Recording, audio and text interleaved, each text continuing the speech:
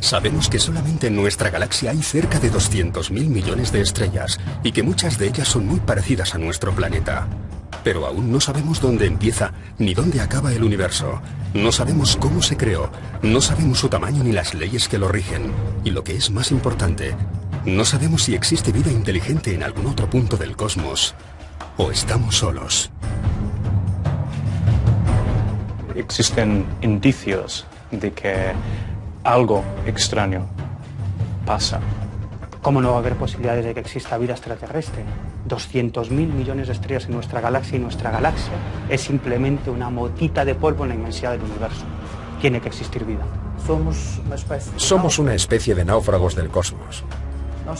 Navegamos sobre una balsa a 30 kilómetros por segundo a la búsqueda de un otro.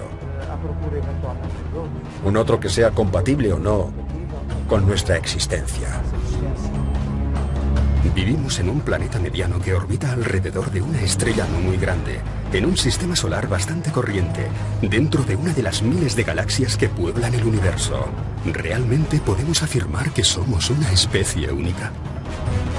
Si tuviéramos que pensar si alguna vez hemos sido visitados por entidades de otros planetas, yo estoy convencido de que probablemente esas entidades habrían llegado a nuestro planeta antes incluso de que existiera el ser humano. Hay mucha angustia de soledad, de buscar respuestas, de buscar un hermano, otro que nos diga que, de hecho, no estamos solos. La hipótesis es muy arriesgada, pero ¿por qué no? ¿Por qué vamos a restringirnos a lo que nos manda y nos ordena el sistema establecido, que nos pone unas orejeras y que nos dice, de este límite, de esta cerca, no puede uno salirse porque es estigmatizado y condenado? Bien, yo soy una oveja rebelde.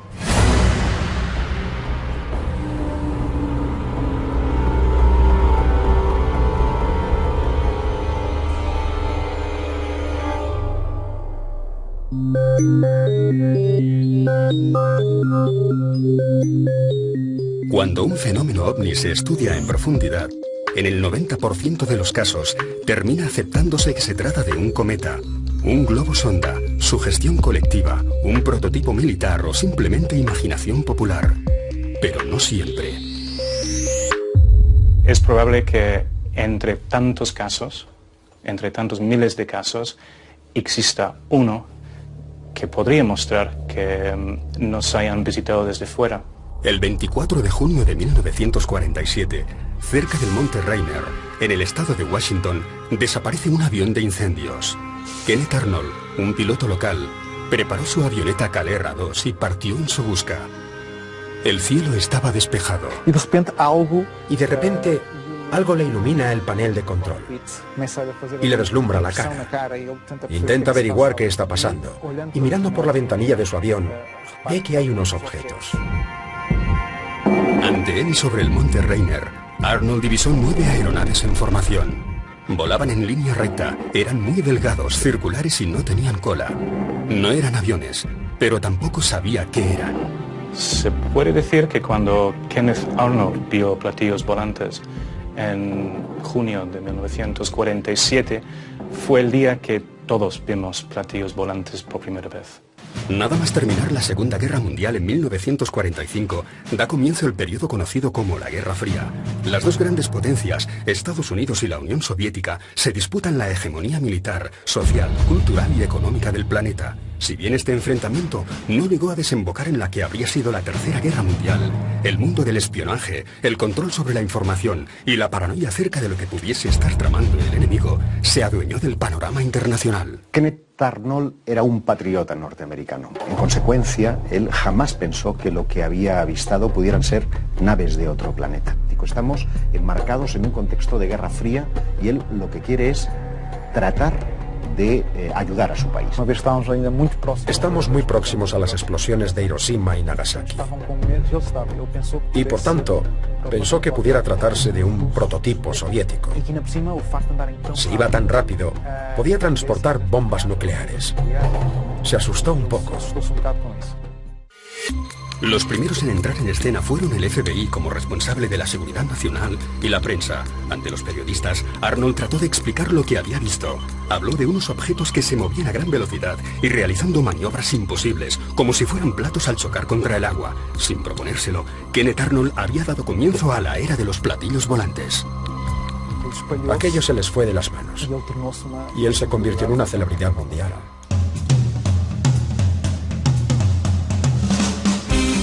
Las emisoras de radio empezaron a ofrecer recompensas a cambio de un platillo volante auténtico. En esa época nadie se imaginaba que podrían ser del tamaño de una nave espacial. Así que cuando las personas presentaban objetos diciendo que los habían visto caer del cielo, la mayoría de las veces eran pequeños, como platos o platillos, o incluso no tenían forma de platillo, o a tazas incluso. Kenneth Arnold terminó convirtiéndose en el primer ufólogo, en el sentido de que él mismo comenzó a hacer las primeras investigaciones, entrevistando a otros que habían tenido avistamientos. Quería saber más, quería saber qué pasaba. Básicamente tenía la idea de que se trataba de un fenómeno real, que no era para bromear. No. Kenneth Arnold fue una persona muy sincera que solamente explicó lo que había visto. 9 objetos que habían sobrevolado y que no sabía lo que eran. O sea, todo el fenómeno de los platillos volantes podría deberse a un error de contexto, a una mala interpretación. Ya meses después de la experiencia, hizo una reflexión en voz alta muy interesante. Y es, aquí parece que todo el mundo está loco, menos yo. Sufrió un poco. Recibió presiones. No sabemos si del gobierno o de militares. Pero alguien llamó a su puerta y le dijo claramente que tenía que dejar de hablar sobre lo ocurrido. La historia de los platillos volantes quizás empezó con Kenneth Arnold aquel día, el 24 de junio, pero los ovnis en sí ya llevaban siglos observándose en el cielo. La península ibérica ha jugado un papel importante dentro de esta casuística y también encontramos registros antes de la fecha en la que Kenneth Arnold tuvo su avistamiento. Sin ir más lejos, 10 años antes del avistamiento de Arnold, y cuando aún no existía la palabra ovni, algo muy similar a aquellos platillos volantes ya cruzaba los cielos de la península ibérica. En 1936 da comienzo la Guerra Civil Española, un periodo en el que la población se muestra mucho más preocupada por la pobreza o los bombardeos que por una posible visita extraterrestre. Un conflicto en el que uno de cada 20 españoles, que se dice pronto, uno de cada 20 españoles se dejaron la vida, bien en la guerra o bien como consecuencia. En 1936, evidentemente que no era una España preocupada por algo que no existía. Yo creo que ni tan siquiera a partir del 47, cuando empieza la historia moderna del fenómeno OVNI, ni tan siquiera es consciente de que hay un fenómeno que se llama OVNI. Es verdad que antes que Arnold, en España, hemos tenido noticias de avistamientos de objetos en el firmamento que no podemos explicar. Por ejemplo, en la comarca de las Urdes, en el norte de Cáceres, allí la gente hablaba de banastros voladores. Es decir, lo que surcaba aquellos montes desprendiendo una enorme luz que asustaba, de hecho, porque asustaba realmente a los testigos, era lo más parecido a esos cajones que hoy podemos ver en los que viven las avispas. Pero, por ejemplo, si te vas a la zona de Sevilla, hay un caso fascinante que protagoniza un señor que se llama Juan el Palmareño, ¿no? Y él, muy cerca de Aznalcóllar, va en su coche conduciendo y a muy poquita distancia se le coloca lo que él identifica como un autobús volador. En Mallorca, y tras una dura batalla el día anterior, los 80 defensores de la fortaleza de Pollensa, que aún se mantenían en pie, ven aparecer 3 objetos circulares sobre el mar. Temerosos de que se tratase de un nuevo ataque, tomaron posiciones. Los soldados los describieron como unas aeronaves con forma de plato que volaban de forma imposible. Los muy diversos testimonios que vieron ovnis durante la Segunda Guerra Civil Española obviamente no podían estar influenciados por nada, porque es más, ninguno de los testimonios que yo conozco lo asocia a extraterrestres. Ven cosas asombrosas. Defensores de la posición de Peñón de la Mata, en Granada, afirman ver surgir un nuevo artefacto metálico a 200 metros de altura. Ante la imposibilidad de ser identificado con una nave espacial en la España de 1938, las descripciones se refieren a un enorme sombrero mexicano de color aluminio mate, como la rueda de un carro. Al pasar justo sobre el lugar que defendían los soldados, llegaron a apreciar ventanas oscuras en sus laterales. Giraba sobre sí mismo y emitía algo parecido a vapor. Hay un caso que me parece tremendamente sólido y en el que tenemos como testimonio una fotografía que fue publicada por el diario ABC, mostrándose en el momento en el que los combatientes están formando parte de una batalla, como si quisiera entrar en la foto, como si realmente ese objeto no identificado quisiera pasar a la historia.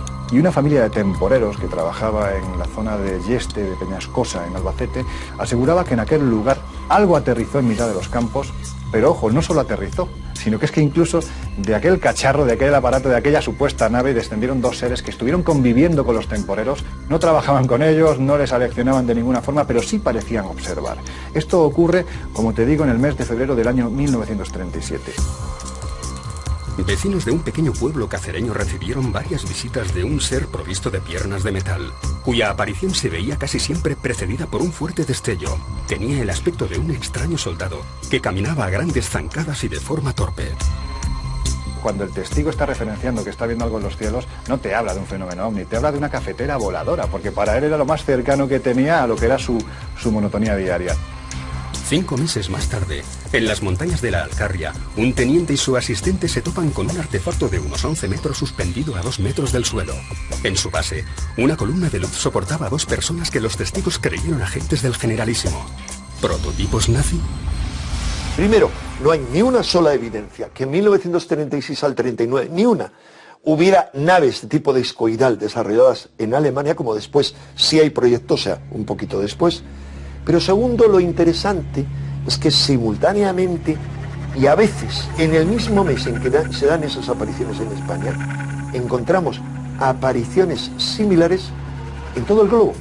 La Fuerza Aérea Española era muy reducida y anticuada. La primera ayuda de Alemania se materializó en 20 aviones Junkers, pero ninguno de estos aviones cumplía con las características descritas por los testigos. ¿Una aeronave circular en la España de 1938? Si los hubiera visto Kenneth Arnold, hubiera dicho, esto es lo que vi, ¿no? Es lo más parecido a un platillo volador.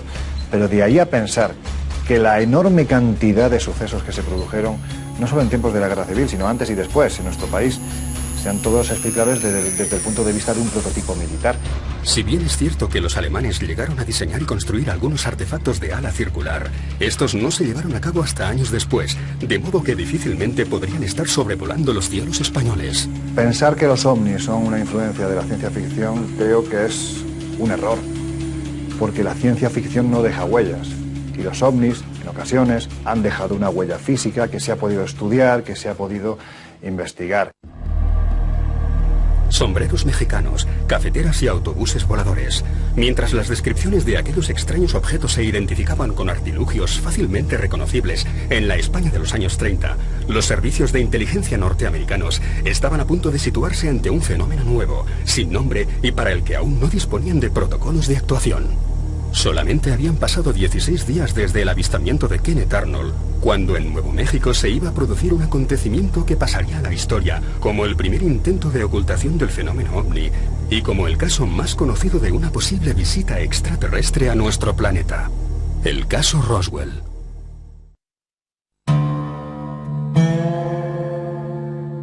El 10 de julio de 1947, Mac Brazel, capataz del rancho Foster, encuentra los restos de un extraño objeto metálico.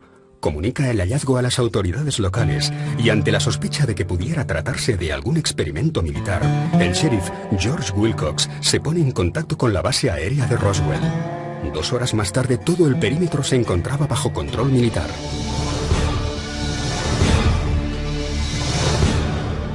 La Fuerza Aérea Norteamericana informa de la captura de un platillo volante en los alrededores de la localidad de Roswell. Quien emite este comunicado es el oficial de Relaciones Públicas, el teniente Walter Haut.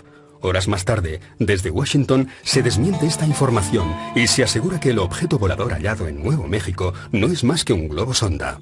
Por mucho que hayan intentado echar arena encima de Roswell, es evidente que ahí ocurrió algo raro y, en opinión mía y de mucha gente que vivió en Roswell en aquella época, allí cayó una nave extraterrestre. El expediente Roswell pasó a ser considerado alto secreto. Pero los protagonistas del suceso, a pesar de que todos ellos aseguran haber recibido visitas del ejército y del FBI, no fueron totalmente silenciados. Ahora ya no se habla de una nave, se habla incluso hasta de 2 naves extraterrestres que se estrellan en el desierto de Nuevo México. Son recuperados varios cadáveres, uno de ellos de los tripulantes incluso podría estar herido, murió un tiempo después. El sheriff Wilcox contó a su familia que un platillo volante se había estrellado en el rancho Foster, que había visto los cadáveres de algunos alienígenas y que incluso llegaron a encontrar a uno con vida. La funeraria Ballard de Roswell, que disponía de un contrato para proporcionar servicios a la base aérea, recibe una llamada de un oficial que solicita 3 ataúdes, lo más pequeños posibles, y que pudieran cerrarse herméticamente. El propio Marshall asegura que se trataba de una nave espacial y que los militares llegaron a sustituir las piezas que él encontró por las de un globo meteorológico. ¿Realmente se estrelló en Roswell una nave extraterrestre? Y de ser así, ¿llegaremos a saber algún día qué fue de aquel alienígena hallado aún con vida?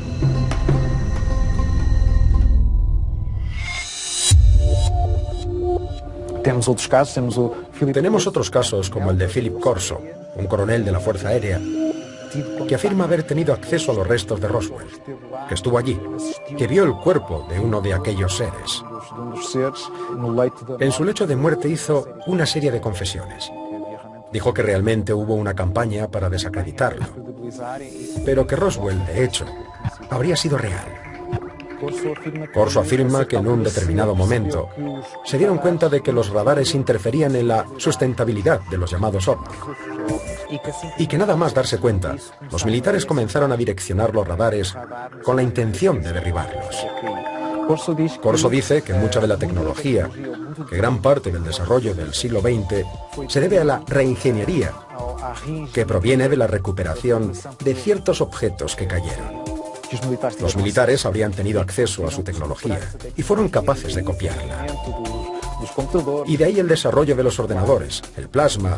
Vamos, que todo el progreso tan acelerado que hemos vivido en el siglo XX habría sido posible gracias a Roswell y a otros casos similares que podrían haber ocurrido. Casualidad o no, en los 20 años siguientes al incidente Roswell, la humanidad alcanza un desarrollo tecnológico inimaginable pocos años antes.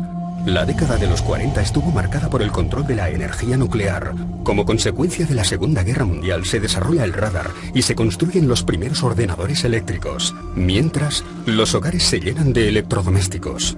En 1950 se inventa la tarjeta de crédito. En 1953, Watson y Crick descubren la estructura del ADN. En 1958 desarrollamos el chip.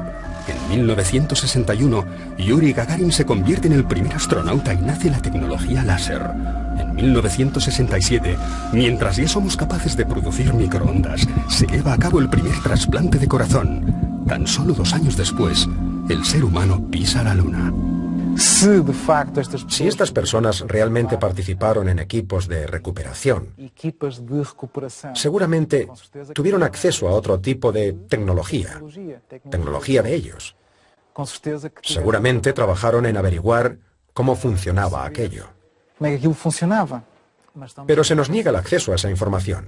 El exministro de Defensa canadiense, Paul Hellyer, es otra de las personas que dice que Roswell fue verdad, que sabe que existe una campaña de desacreditación. El testimonio más potente para mí es el de un muchacho, un joven, en aquel entonces, cuyo padre estaba destinado en la base de Roswell, inmediatamente después del caso, pero que vivió, habló con muchos testigos, y este hombre se convirtió luego en el único doctor en ciencias que con su doctorado debajo del brazo, y siendo además ingeniero, y siendo piloto de pruebas de primerísima línea, pisó la luna.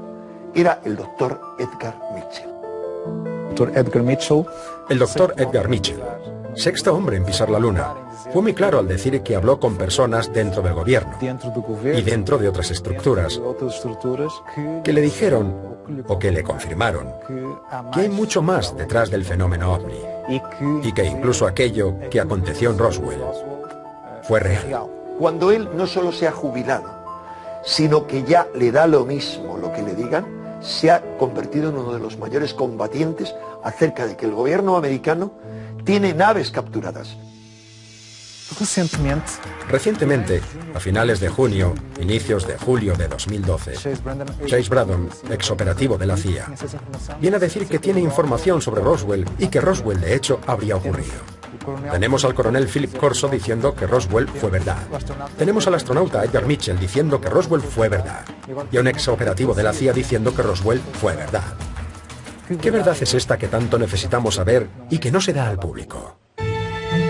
Otro de los casos que podríamos comparar con Roswell sería el extraño suceso que aconteció en el año 1994 en una población gallega llamada Serra de Outer.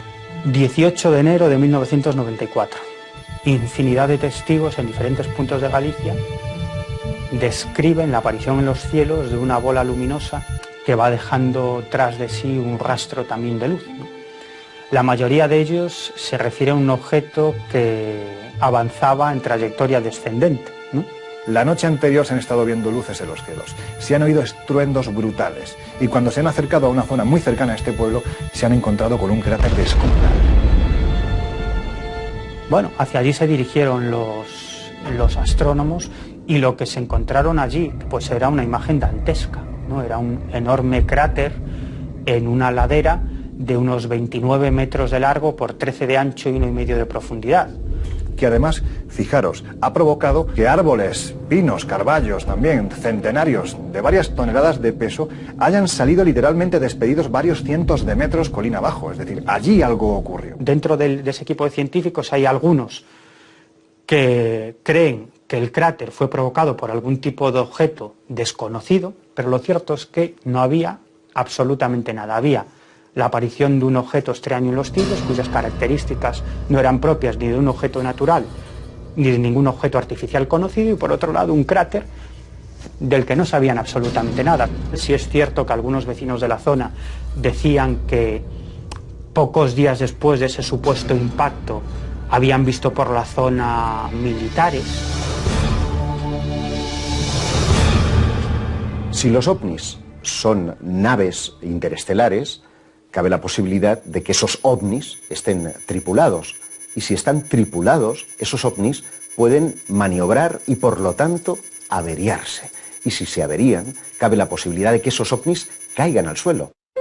Kenneth Arnold no fue el primero en toparse con ellos, y Roswell no es el único caso en que las autoridades deciden imponer la ley del más absoluto silencio.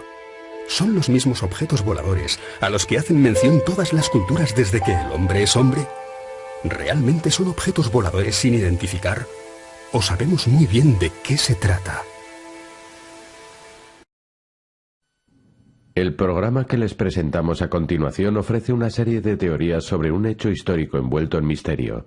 Contiene grabaciones de archivo, reconstrucciones y dramatizaciones que invitan al espectador a sacar sus propias conclusiones. Para los no informados, este árido terreno 160 kilómetros al norte de Las Vegas es un desierto como otro cualquiera. Pero sus escarpados valles ocultan unas instalaciones militares tan secretas que están prohibidas a todos aquellos que no dispongan de la más estricta acreditación de seguridad. Conocido como Área 51, este es uno de los rincones más misteriosos de la Tierra. Lo que tienen en el desierto haría palidecer de envidia al mismísimo George Lucas. Allí hay cosas que son literalmente de otro mundo. Durante décadas ha existido una estrategia coordinada entre diferentes agencias federales para ocultar al público las actividades que el ejército lleva a cabo aquí. Hasta hace poco el gobierno incluso negaba la existencia de una base en el Área 51. No solo no lo conocía la gente, ni siquiera lo conocían los representantes del pueblo. Esto permite que se cometan muchas irregularidades. Ante el silencio del gobierno, el Área 51 se ha convertido en terreno abonado para la ciencia ficción, las leyendas y los rumores.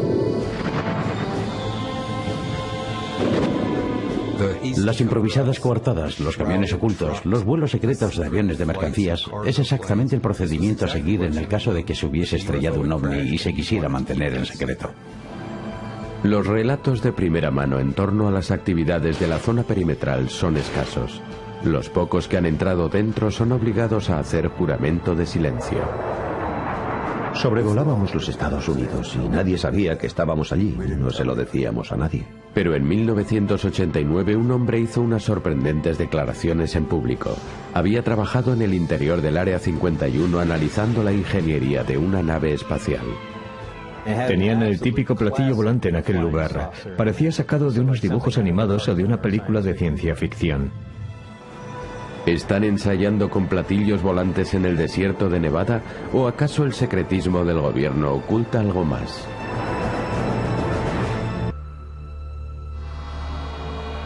Estoy convencido de que era una nave extraterrestre. Yo comprobé cómo funcionaba el equipo en su interior y se trataba de tecnología que ni siquiera existe hoy en día. En el sur de Nevada hay una extensión de unos 1000 kilómetros cuadrados de espacio aéreo restringido, celosamente custodiado, que los pilotos llaman Dreamland, el país de los sueños. Pero la mayoría de la gente lo llama el Área 51, tal y como fue denominado por la Comisión de Energía Atómica en 1958. Gerd Harnu, un hombre de origen alemán de 42 años, mantiene un sitio web dedicado a explorar esta misteriosa región y organiza regularmente excursiones de reconocimiento a su vigilado perímetro. Este es el famoso límite del Área 51, justo aquí. Se aprecian las señales de aviso a ambos lados de la carretera. Sobre la colina, detrás de mí, hay un vehículo de seguridad blindado con 2 guardas de seguridad, que seguramente nos estarán observando ahora, provistos de prismáticos y todo tipo de artilugios. Desde finales de los años 50 se han observado innumerables objetos voladores no identificados en los cielos sobre el Área 51. ¿Lo ven? Ahí hay una nave. Los lugareños están acostumbrados a escuchar informes sobre este tipo de fenómenos inexplicados. Vimos en el cielo una nave con forma de platillo volante. Detuvimos el vehículo y vimos cómo hacía maniobras. Describía zigzags. Fue una locura. Pase lo que pase en el Área 51, el gobierno está obligado a mantenerlo en secreto.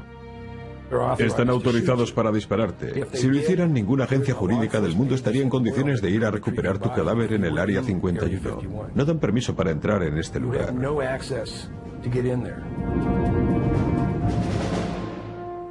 Pero en 1989, un habitante de Las Vegas de 30 años llamado Bob Lazar aseguró haber roto el velo de secretismo que rodea estos vuelos.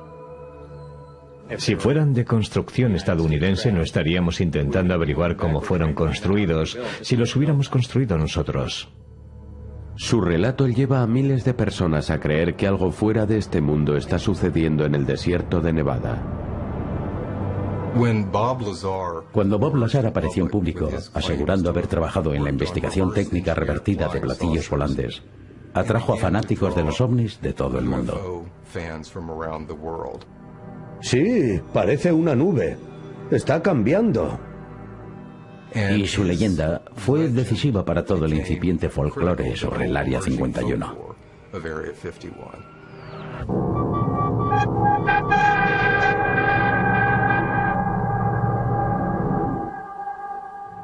Primavera de 1989.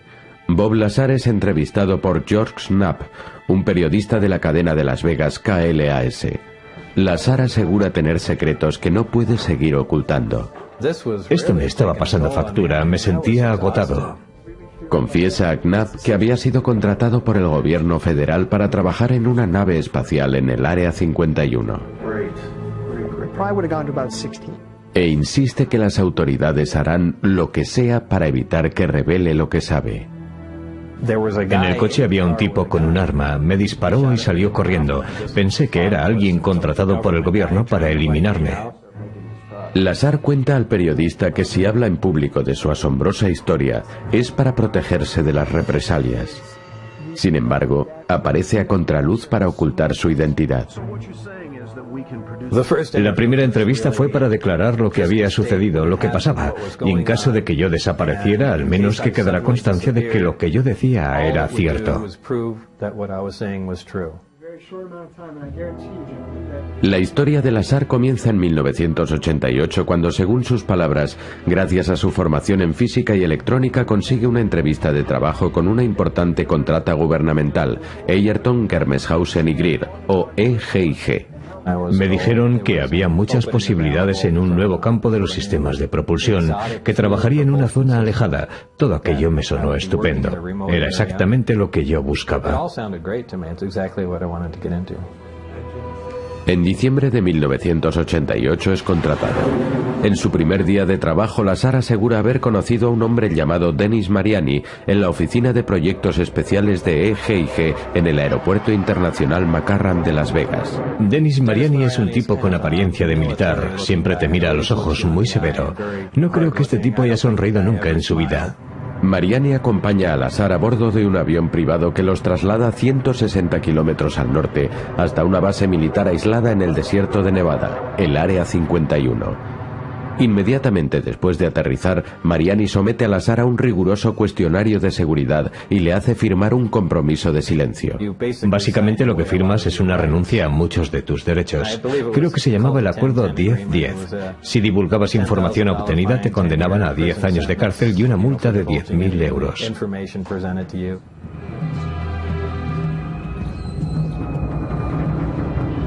Según Lazar, accedió a condiciones que posteriormente lamentaría haber aceptado.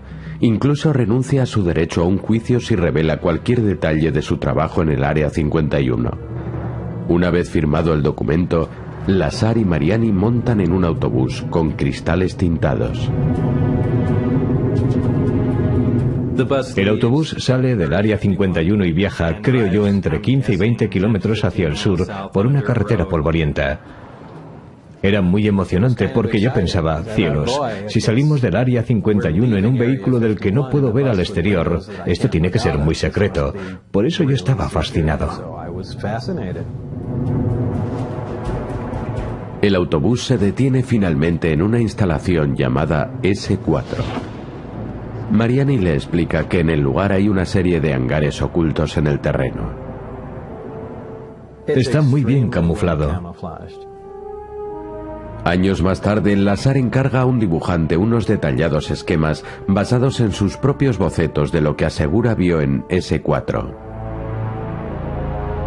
Los hangares están dotados de puertas con textura de arena y a una distancia de unos 100 o 130 metros no se distinguen.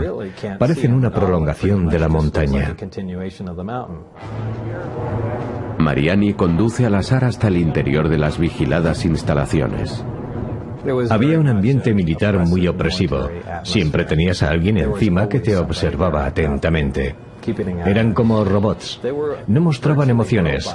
No es que fueran robots, pero actuaban como autómatas.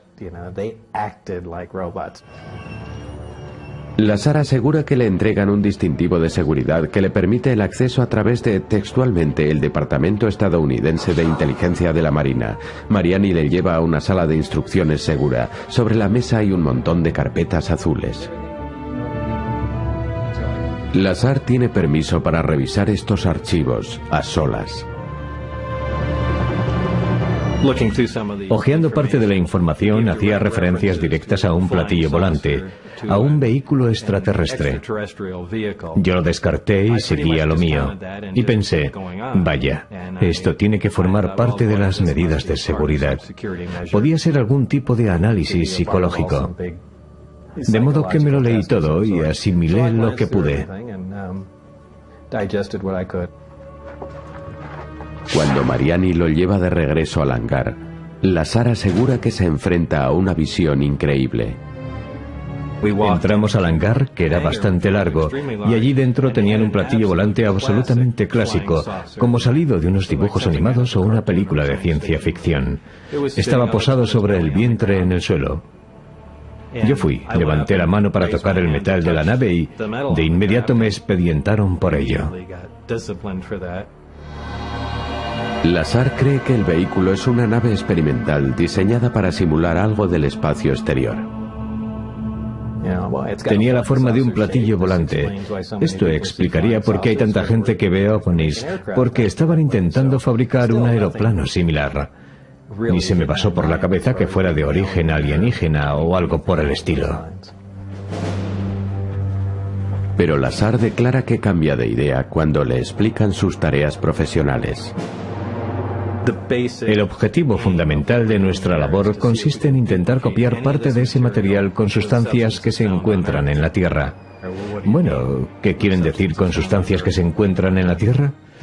Esto confirmaba parte de lo que había leído, que aquel objeto era de hecho una nave alienígena. A medida que examina el platillo, Lazar se convence de que realmente es de origen extraterrestre. Evidentemente estaba construido para alguien más pequeño. Alguien con la mitad de altura de un ser humano podía entrar allí dentro sin el menor problema. Todo tiene un radio curvo y redondeado. Parece como si el objeto fuese un molde de inyección, como si estuviera hecho de plástico o de cera. A continuación le informan de que el sistema de propulsión del vehículo permite al piloto cubrir grandes distancias de forma instantánea, manipulando el tiempo y el espacio. Si tienes una máquina capaz de generar gravedad, eso permite generar campos de fuerza. Con eso es posible viajar en el tiempo. Si puedes manipular la gravedad, te pueden conseguir todas esas cosas que se leen en las revistas de ciencia ficción. Lazar se siente abrumado por las posibilidades. Hasta ahora había creído que la idea de los platillos volantes era pura fantasía. Me dejó bastante confuso y durante un largo tiempo pasé muchas noches en blanco. Todo lo que habías creído ficción era realidad.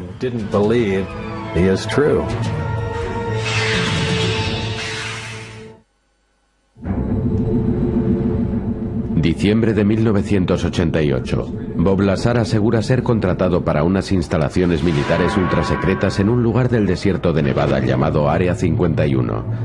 Este residente de Las Vegas afirma estar aquí para estudiar una nave alienígena.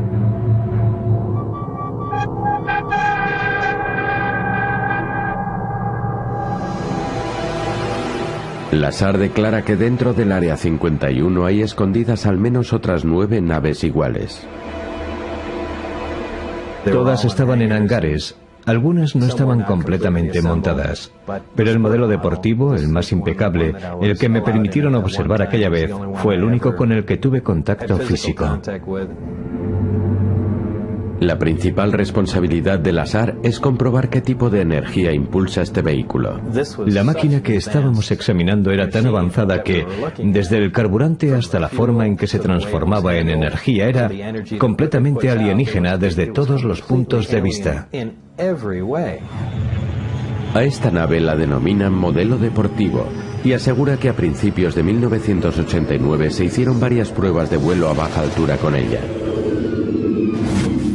Lazar dice que su supervisor, Denis Mariani, le invita a observar una de ellas. La nave despegó del suelo en silencio, con un ligero resplandor en la parte inferior, que yo interpreté como una descarga de su corona, una especie de fuego de San Telmo de alto voltaje. Produjo un ligero sonido silbante, despegó del suelo, se desplazó a la izquierda, a la derecha y se posó. Fue absolutamente impresionante para mí. Durante su estancia en el Área 51, Lazar asegura que sus jefes le mantuvieron trabajando en horario irregular. Tan solo iba cuando me llamaban. Incluso podían llamarme a las 9 de la noche. Una vez llegaron a llamarme a las 11:30 de la noche. Me dijeron, queremos que estés en el aeropuerto McCarran a las 12:04. ¿Y qué le digo a mi mujer? Estás en la cama y te llaman. ¿Me tengo que ir? ¿Qué sucede? ¿Qué sucede? Es por mi trabajo. No sé si volveré hasta mañana. A estas alturas, Lazar dice que ya llevaba 4 meses trabajando para el Área 51 y tenía la sensación de que ya no podía mantener su acuerdo de confidencialidad. Al atardecer del miércoles 22 de marzo de 1989, Lazar, su esposa y 3 amigos se desplazan hasta el límite del Área 51 para contemplar una prueba de vuelo de un platillo volador. Por lo general, las pruebas de la nave se llevaban a cabo los miércoles por la noche, porque era a mediados de semana y había muy poco tráfico en las autopistas de la zona. Hacia las 8 de la tarde, el grupo advierte el paso de una luz brillante por detrás de un monte en la lejanía. Se acercó hacia nosotros a gran velocidad, haciendo giros bruscos de 90 grados. Cuanto mayor es el nivel de energía de la nave, más brilla. Lazar y sus amigos quedan impresionados ante las erráticas maniobras del objeto. No hay nada que pueda realizar un giro de 90 grados a cientos de kilómetros por hora. Y esa es la impresión que se llevó todo el mundo. Según Lazar, la nave alienígena flota unos instantes más antes de desaparecer detrás de los montes. El miércoles siguiente, Lazar y su grupo regresan al mismo lugar del desierto. Como no tuvimos ningún impedimento la primera vez, quisimos volver y sacar fotos de la nave. Pero eso es como filmar una estrella en el cielo nocturno. Tan solo es una mancha de luz moviéndose.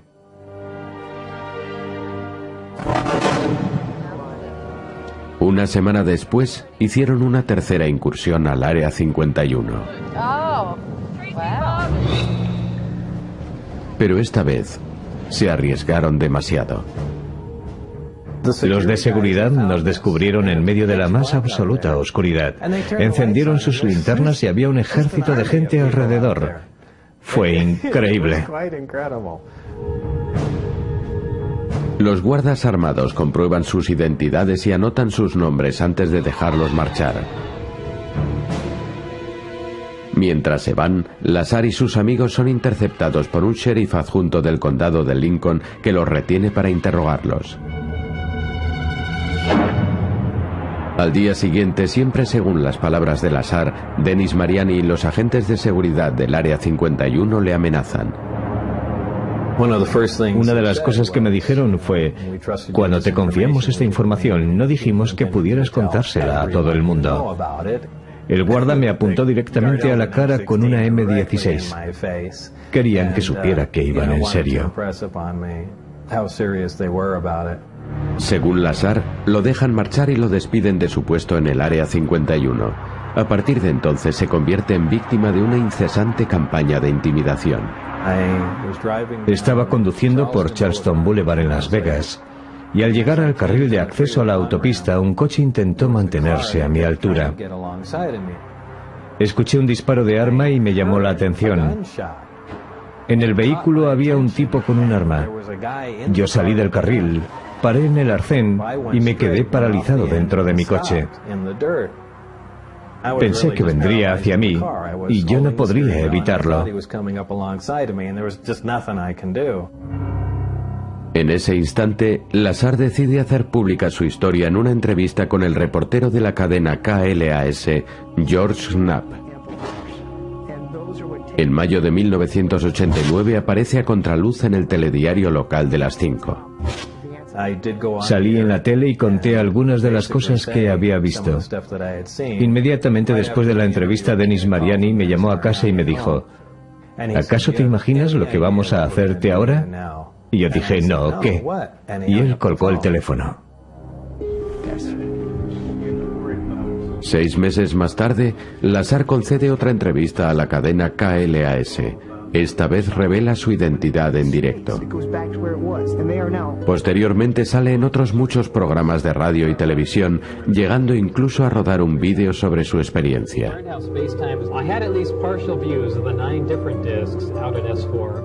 Empecé a ahondar en detalles, a explicar lo que estaba sucediendo, con quién había trabajado, dónde estaban las cosas y, bueno, quedó constancia de todo. Los reportajes televisivos que realizó suscitaron gran interés por él en la zona. Fueron recogidos por otros medios de comunicación a nivel nacional y contribuyeron a establecer toda la mitología del Área 51 en la conciencia nacional. Muy pronto, gente de todo el país acudió al desierto de Nevada con la esperanza de captar las misteriosas luces de la nave alienígena. Una noche contemplé junto a mi sobrina durante 20 minutos una nave que hacía maniobras raras. Estoy segura de que allí realizan actividades extrañas.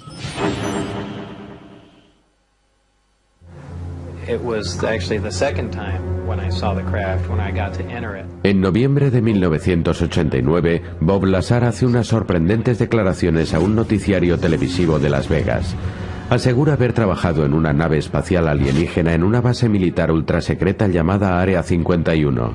Lazar no es el primero que describe sucesos extraordinarios en las instalaciones cuya existencia niega el gobierno. Los rumores sobre avistamientos de ovnis en el desierto de Nevada llevan décadas circulando, pero Lazar es el primero que sostiene haber trabajado con tecnología alienígena. No parece tener mayores motivos para mentir. No sé nada de alienígenas o abducciones o círculos en los cultivos, ni nada de eso, pero sí sé que esta nave llegó de otro lugar. Lazar parecía ser lo que él mismo aseguraba, una especie de ingeniero chiflado que trabajaba para programas oficiales de investigación de alta tecnología.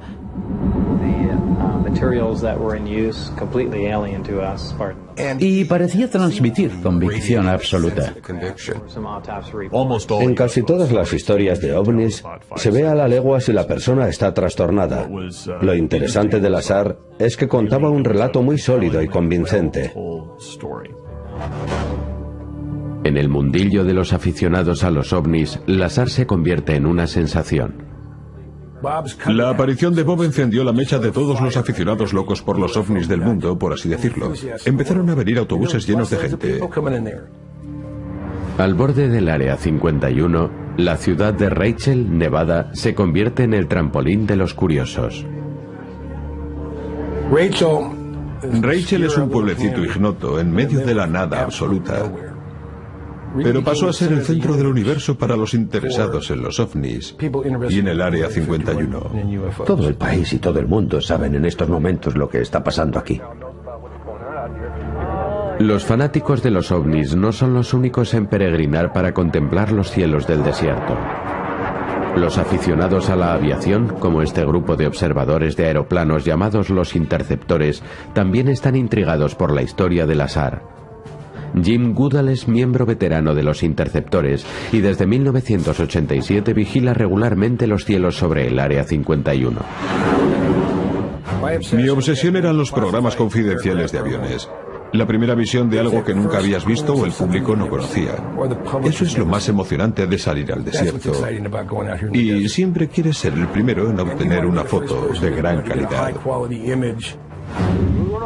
Mientras que algunos atribuyen las misteriosas luces en el cielo a visitantes extraterrestres,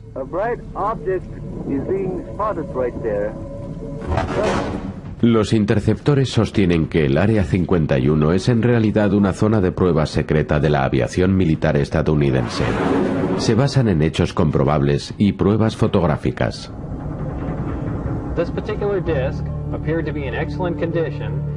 Aún así, algunos de ellos, como Goodall, encuentran creíble la historia de Bob Lazar. Soy persona de tecnología, de hechos concretos, no soy un loco de los ovnis. Creo a Bob Lazar porque Bob Lazar ha contado una historia creíble y no ha incurrido en contradicciones. En cambio, Goodall no se cree demasiado lo que parece una prueba irrefutable de que Lazar trabajó para el ejército. Una nómina de entre 1988 y 1989. Según Lazar, este impreso W2 de Hacienda fue emitido por el Departamento de Inteligencia de la Marina. Sin embargo, no existe tal departamento en el gobierno. En 1990, durante la Operación Escudo del Desierto, Goodall se encuentra de servicio activo en la Guardia Nacional, área de Minnesota, en Washington, D.C. Decide comprobar la validez del impreso de Lazar y acude a la Oficina de Investigación de la Marina del Pentágono. Acudí al Departamento de Investigación de la Marina en el Pentágono. Dije, me gustaría comprobar la autenticidad de este lugar porque se trata de un código postal confidencial. El oficial de la Marina dijo, un momento, y realizó una llamada telefónica. Entonces me dijo, el almirante quiere verle. De modo que fui a la oficina del almirante y él me dijo, sargento, como vuelva a esta oficina con otro asunto semejante, lo someteré a la corte marcial. Ahora salga inmediatamente. Bueno, si este impreso era falso, ¿por qué se alteró el almirante de esta manera? Los partidarios de Lazar aseguran que el llamado Departamento de Inteligencia de la Marina es una organización encubierta destinada a mantener en secreto el Área 51, y como tal su existencia ha sido mantenida al margen del público e incluso del Congreso de los Estados Unidos. Pero a pesar del apoyo de gente como Jim Goodall, los detractores opinan que Bob Lazar está cometiendo un engaño. Se basan en la ausencia de pruebas que corroboren esta historia. Habla del tipo de ovnis que vio en el interior y cosas así. ¿Cómo reaccionar ante eso? Tan solo intento poder verificar a partir de lo que cuenta. Y sencillamente no he descubierto nada. Los escépticos analizan otras declaraciones realizadas por Lazar. Trabajó allí menos de 40 horas, y esto según sus propias palabras. Esa semana de trabajo averiguó el carburante que impulsa estos platillos. Es increíble hacer un descubrimiento así en tu primera semana de trabajo. Stanton Friedman, un físico formado en la Universidad de Chicago, comprueba el currículo educativo de Lazar. Supuestamente tenía un máster en física por el MIT, otro en electrónica de Caltech. Bueno, pregunté en el MIT y jamás habían oído hablar de él. Miré en Caltech y no sabían nada de él. Lo comprobé en su escuela de bachillerato y resulta que estuvo entre los peores de su graduación. Más aún, la contrata gubernamental EGG, que según Lazar le concedió la entrevista para trabajar en el Área 51, afirma no tener ningún historial de Bob Lazar. Tenemos un problema con el tipo que tiene un currículo que no se corresponde con lo que afirma y ni siquiera puede demostrar que ha trabajado donde dice que ha trabajado. O sea, no se pueden descartar directamente sus declaraciones, pero hay que tomarlas con mucha cautela.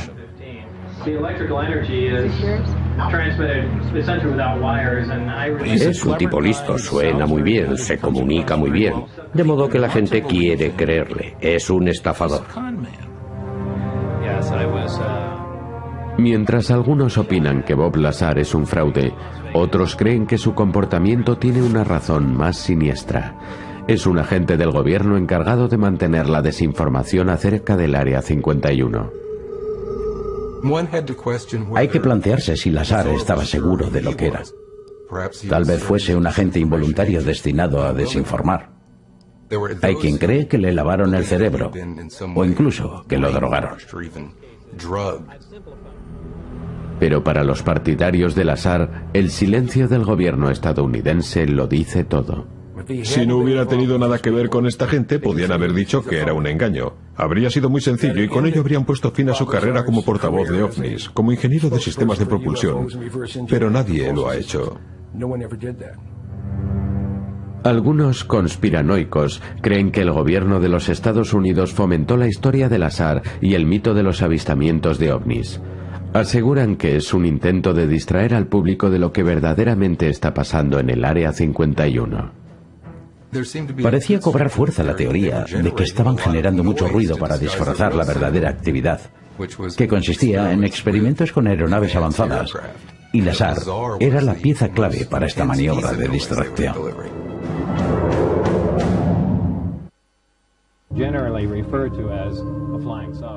A comienzos de los 90, después de que Bob Lazar divulgara públicamente sus sensacionales revelaciones de que existen naves espaciales alienígenas en el Área 51, la aislada base de alta seguridad se convierte en un reclamo para turistas. Empezaron a organizar excursiones en autobús al lugar. Así fue como se convirtió en un referente en el mapa. Se incrementan las medidas de seguridad para mantener alejados a los curiosos, pero algunos dicen que el gobierno en realidad está utilizando la historia de Lazar en su provecho. Si alguien contemplaba un vuelo de prueba y veía lo que no debía y encima se iba de la lengua, entonces quedaba ante los ojos del público como otro chiflado que había visto un ovni volando. A pesar de que por Internet circulan gran cantidad de informes de testigos oculares y fotografías, el gobierno insiste en negar incluso la existencia de la base. Sería como ver un dirigible sobre un aparcamiento y que alguien te dijera que no hay ningún dirigible. Y sabes muy bien que está ahí. Hasta que algún alto cargo del gobierno admita que, sí, este es el Área 51, no existirá. Así es nuestro gobierno. En 1995 se amplían los lindes de la instalación, impidiendo la visión de la base a los extraños. En todos los carteles pone: si entras aquí te vamos a disparar. Bueno, ¿y a santo de qué? ¿Cuál es la razón? Soy un contribuyente norteamericano. Lo que manejan por los aires también es cosa mía. Yo he ayudado a pagarlo. Debería ser nosotros el pueblo, no nosotros el gobierno. Esa ha sido mi filosofía desde el principio.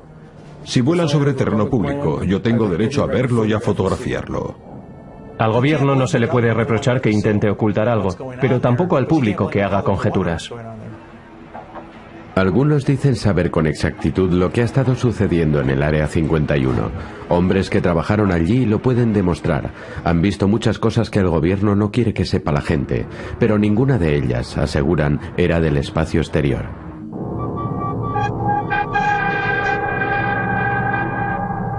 Se cuenta que realizaron prácticas con material extraterrestre. Yo no sé nada de eso, tan solo lo que he leído en la prensa. Desde luego, cuando yo estuve allí no había nada de eso en la base, y yo me moví por toda la base. Frank Murray pilotó el avión espía ultrasecreto A-12 en el Área 51. Según sus palabras, la base tuvo un papel muy importante en investigación y desarrollo militar estadounidense durante la Guerra Fría. La base arrancó, propiamente dicho, en el año 54, cuando la Lockheed necesitaba un lugar para probar y desarrollar el U-2, el primer avión espía. A comienzos de los años 60 se empezaron a desarrollar los A-12 en sustitución de los U-2. La CIA encargó este jet de reconocimiento supersónico capaz de alcanzar velocidades superiores a Mach 3 y altitudes superiores a 30.000 metros. Frank Murray, entre otros, hizo pruebas con el A-12 en el Área 51. Sobrevolábamos los Estados Unidos y nadie sabía que estábamos allí. No se lo dijimos a nadie, ni falta que hacía. Murray y el exoperador de radar Ted Barnes puede ahora hablar de sus experiencias porque los proyectos ultrasecretos fueron desclasificados en los 90. Barnes sí reconoce que tenía acceso restringido a la base. Si se llevaba a cabo algo que nosotros no teníamos por qué saber, llevaban a todos los que estábamos en la base al comedor, desplegaban las cortinas oscuras, las hacían vigilar por guardas armados y nos tenían allí durante 2 o 3 horas, o el tiempo que hiciera falta hasta que terminaran de realizar sus actividades en el exterior. Para los hombres asignados al Área 51, el intenso secretismo condicionaba cada aspecto de sus vidas profesionales e incluso se hacía extensible a sus propias familias. No se les podía preguntar nada. Si se mencionaba un proyecto reservado, no podían hablar de ello, y nunca sabían nada hasta que todo hubiese pasado. Tanto Murray como Barnes aseguran que durante su época en el Área 51 no vieron ninguna nave alienígena. Pero sí se dieron cuenta de que algunos colegas suyos trabajaban en un proyecto tan secreto que la mayoría de los norteamericanos jamás se enteraron de su heroísmo. Perdimos un montón de pilotos y no recuerdo que hubiera pánico entre los pilotos de pruebas. Al estrellarse contra el suelo seguían proporcionando datos científicos, así que estaban bien entrenados.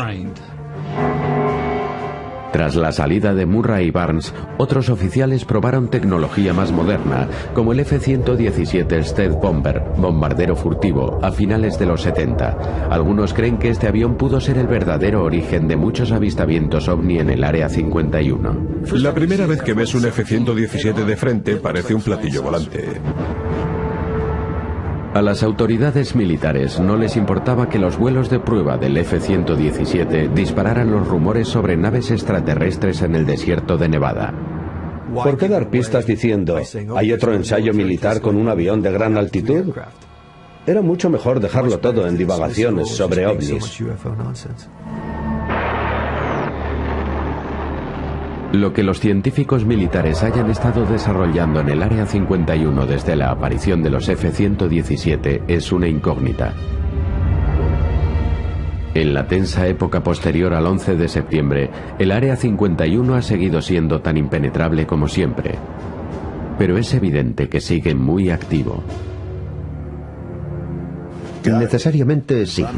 La pista tiene ahora una longitud de 7,5 kilómetros, 2 o 3 veces más larga que cuando yo estuve allí. Que yo sepa, están construyendo sistemas para evitar una invasión alienígena. No lo sé. Esta tecnología aún no existe. ¿Qué se traerán entre manos? Jim Goodall comenta que en cierta ocasión le hizo esta pregunta al mismísimo Ben Rich, un antiguo vicepresidente de la Lockheed Corporation ya fallecido. Y me dijo, Jim, en el desierto tenemos cosas que están 50 años por delante de lo que usted pueda comprender. Lo que haya visto en Star Trek, o en la Guerra de las Galaxias, o en cualquier película de ciencia ficción, Nosotros ya lo tenemos y con creces. Le pregunté, ¿me puede dar más detalles? Y él contestó, no. Pese a los esfuerzos por mantener un tupido velo sobre las actividades en el Área 51, los altos cargos se ven obligados a admitir públicamente la existencia de la base por primera vez en 1994, cuando se interpone una querella contra el gobierno. La acusación es la quema imprudente en la zona de sustancias químicas tóxicas. Los críticos denuncian que el velo de secretismo está poniendo en peligro la seguridad pública. La existencia de un vertedero tóxico en el Área 51 es la perfecta metáfora para describir el exceso de secretismo y los peligros del secretismo. El secretismo, como cualquier producto químico fuerte, es muy útil, pero también es muy peligroso.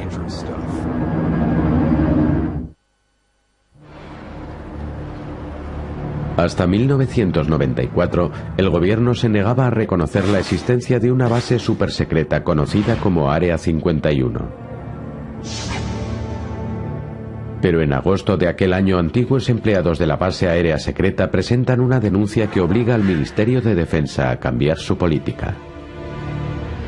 En la demanda se afirma que los trabajadores habían recibido la orden de incinerar material tóxico del programa Stealth Fighter en pozos abiertos en la base, algo que les había provocado graves enfermedades y en algunos casos la muerte. Cuando acudieron a los tribunales, el gobierno empleó todos los instrumentos a su disposición para tapar el caso.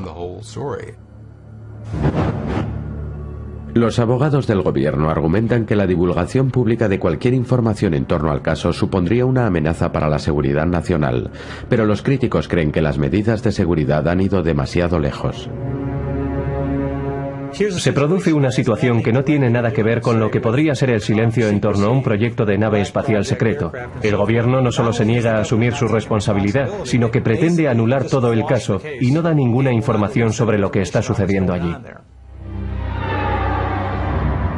Al cabo de un año, el gobierno consigue detener la demanda, pero el caso obliga al Pentágono a admitir que hay unas instalaciones operativas cerca de Groom Lake, reconociendo finalmente la existencia del Área 51.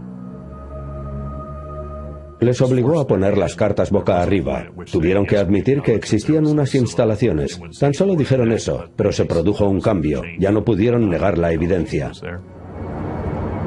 Los que presionaban para averiguar la verdad en torno al Área 51 empezaron a hacer más preguntas, entre ellas cómo había logrado el gobierno financiar una base inexistente durante casi 4 décadas. La respuesta estaba en los llamados fondos reservados. Los fondos reservados son los que se utilizan para financiar cosas como el Área 51 o Dreamland, para no tener que revelar detalles concretos de lo que se hace allí. Si se invierten 1.000 o 2.000 millones de euros en un programa y este fracasa, si es de un programa de financiación transparente, el público se te echaría encima, pero si es con fondos reservados, no se entera nadie. Para la gente, el Área 51 era el símbolo de los abusos cometidos por un grupo de altos militares. Se temía que el secretismo hubiera sido excesivo, que no solo no lo supiera el pueblo, sino que tampoco lo supieran sus representantes. Eso da pie a que se cometan todo tipo de irregularidades.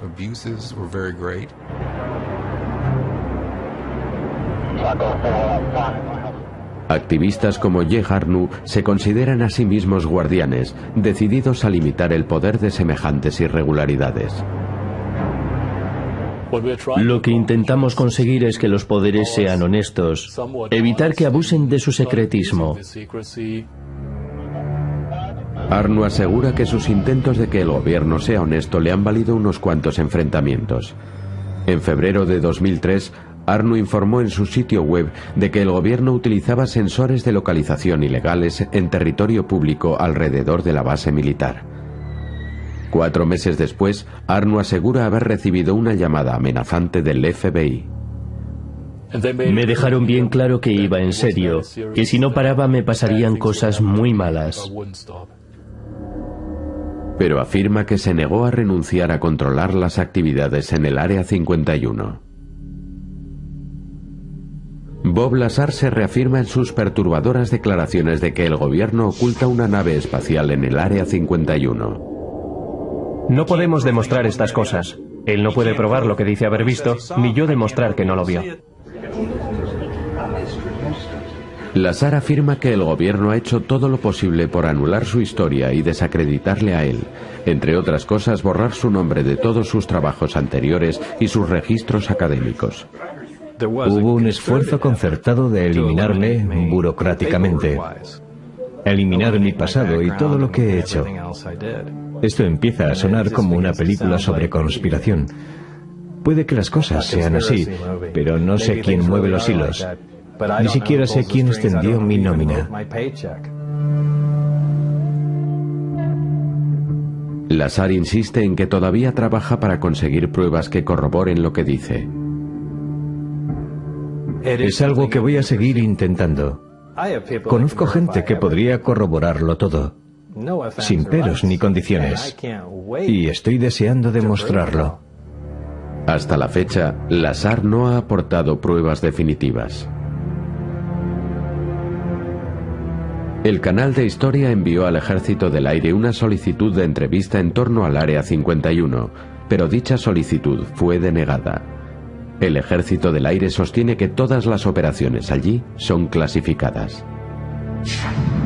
Desde la demanda de 1994, el presidente de los Estados Unidos ha renovado el estatus de alto secreto del Área 51, con lo que las críticas y las conjeturas continúan. Desde luego hay cosas que deben mantenerse en secreto, pero que toda una zona sea una incógnita es algo que asusta a muchos ciudadanos. Para muchos continúan las preguntas. ¿Representa el Área 51 la vanguardia de la tecnología aérea? ¿O acaso investiga la más innovadora tecnología de otro mundo? Conforme pasen los años iremos averiguando parte de estas cosas. Es hora que este lugar sea un foco de interés cada vez más importante. No se sabe lo que puede salir de allí. Es la pregunta que siempre se ha hecho el hombre. Todos queremos saber de dónde hemos venido y lo que hacemos aquí. Para cierta gente esto es casi como una religión. Y si hay otra forma de vida en el exterior, seguramente habrá estado allí mucho antes que nosotros. Tal vez el Área 51 tenga la respuesta a algunos de estos interrogantes. Como consecuencia, en 1936, evidentemente que no era una España preocupada por algo que no existía. Yo creo que ni tan siquiera a partir del 47, cuando empieza la historia moderna del fenómeno OVNI, ni tan siquiera es consciente de que hay un fenómeno que se llama OVNI. Es verdad que antes que Arnold, en España hemos tenido noticias de avistamientos de objetos en el firmamento que no podemos explicar. Por ejemplo, en la comarca de las Urdes, en el norte de Cáceres, allí la gente hablaba de banastros voladores. Es decir, lo que surcaba aquellos montes desprendiendo una enorme luz que asustaba, de hecho, porque asustaba realmente a los testigos, era lo más parecido a esos cajones que hoy podemos ver en los que viven las avispas. Pero, por ejemplo, si te vas a la zona de Sevilla, hay un caso fascinante que protagoniza un señor que se llama Juan el Palmareño, ¿no? Y él, muy cerca de Aznalcóllar, va en su coche conduciendo y a muy poquita distancia se le coloca lo que él identifica como un autobús volador. En Mallorca, y tras una dura batalla el día anterior, los 80 defensores de la fortaleza de Pollensa, que aún se mantenían en pie, ven aparecer 3 objetos circulares sobre el mar. Temerosos de que se tratase de un nuevo ataque, tomaron posiciones. Los soldados los describieron como unas aeronaves con forma de plato que volaban de forma imposible. Los muy diversos testimonios que vieron ovnis durante la Segunda Guerra Civil Española obviamente no podían estar influenciados por nada, porque es más, ninguno de los testimonios que yo conozco lo asocia a extraterrestres. Ven cosas asombrosas. Defensores de la posición de Peñón de la Mata, en Granada, afirman ver surgir un nuevo artefacto metálico a 200 metros de altura. Ante la imposibilidad de ser identificado con una nave espacial en la España de 1938, las descripciones se refieren a un enorme sombrero mexicano de color aluminio mate, como la rueda de un carro. Al pasar justo sobre el lugar que defendían los soldados, llegaron a apreciar ventanas oscuras en sus laterales. Giraba sobre sí mismo y emitía algo parecido a vapor. Hay un caso que me parece tremendamente sólido y en el que tenemos como testimonio una fotografía que fue publicada por el diario ABC, mostrándose en el momento en el que los combatientes están formando parte de una batalla, como si quisiera entrar en la foto. como si realmente ese objeto no identificado quisiera pasar a la historia. Y una familia de temporeros que trabajaba en la zona de Yeste, de Peñascosa, en Albacete, aseguraba que en aquel lugar algo aterrizó en mitad de los campos, pero ojo, no solo aterrizó, sino que es que incluso de aquel cacharro, de aquel aparato, de aquella supuesta nave, descendieron dos seres que estuvieron conviviendo con los temporeros, no trabajaban con ellos, no les aleccionaban de ninguna forma, pero sí parecían observar. Esto ocurre, como te digo, en el mes de febrero del año 1937. Vecinos de un pequeño pueblo cacereño recibieron varias visitas de un ser provisto de piernas de metal, cuya aparición se veía casi siempre precedida por un fuerte destello. Tenía el aspecto de un extraño soldado que caminaba a grandes zancadas y de forma torpe. Cuando el testigo está referenciando que está viendo algo en los cielos, no te habla de un fenómeno ovni, te habla de una cafetera voladora, porque para él era lo más cercano que tenía a lo que era su monotonía diaria. 5 meses más tarde, en las montañas de la Alcarria, un teniente y su asistente se topan con un artefacto de unos 11 metros suspendido a 2 metros del suelo. En su base, una columna de luz soportaba a 2 personas que los testigos creyeron agentes del Generalísimo. ¿Prototipos nazi? Primero, no hay ni una sola evidencia que en 1936 al 39, ni una, hubiera naves de tipo discoidal desarrolladas en Alemania, como después sí hay proyectos, o sea, un poquito después. Pero segundo, lo interesante es que simultáneamente y a veces en el mismo mes en que se dan esas apariciones en España, ¿realmente se estrelló en Roswell una nave extraterrestre? Y de ser así, ¿llegaremos a saber algún día qué fue de aquel alienígena hallado aún con vida?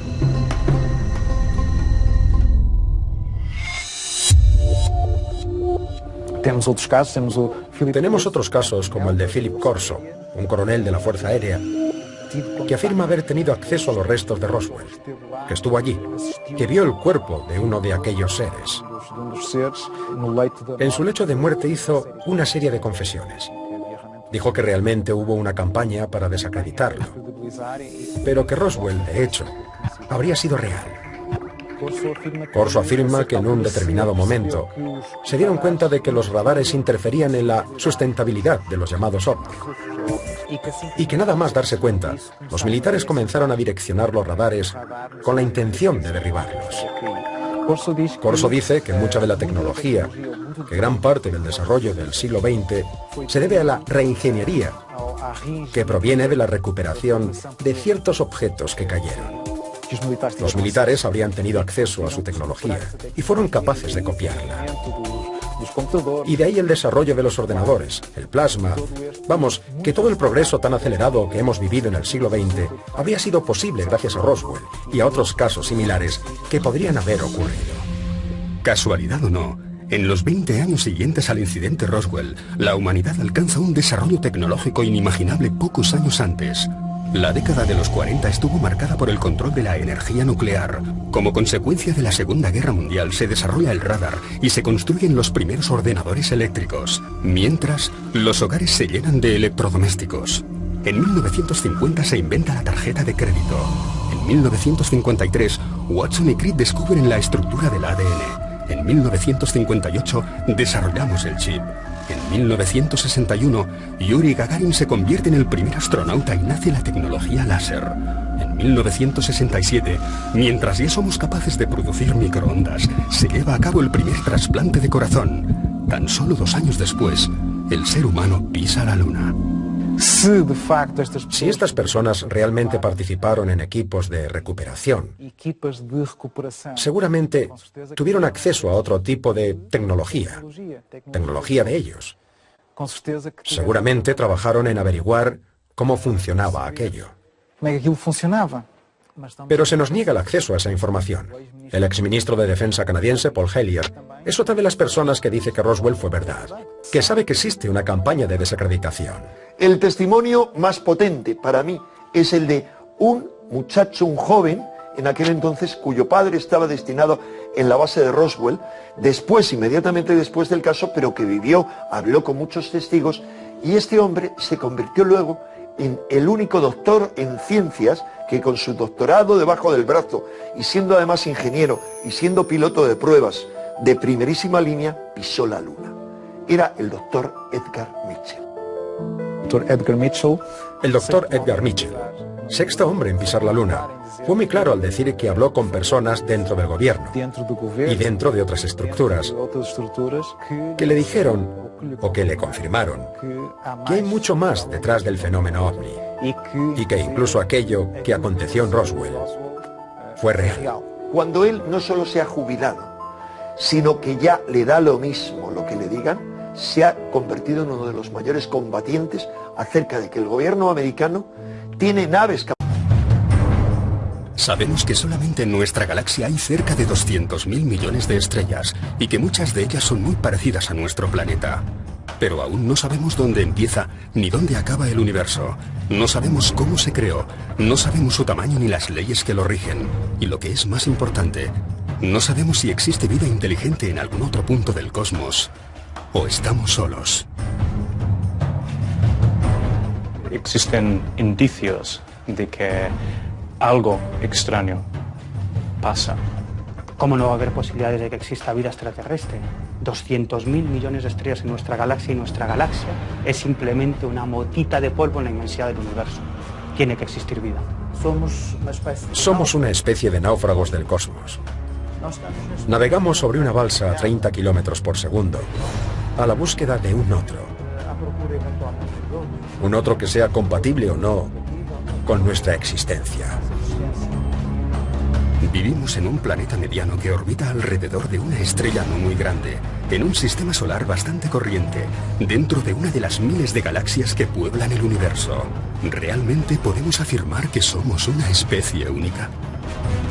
Si tuviéramos que pensar si alguna vez hemos sido visitados por entidades de otros planetas, yo estoy convencido de que probablemente esas entidades habrían llegado a nuestro planeta antes incluso de que existiera el ser humano.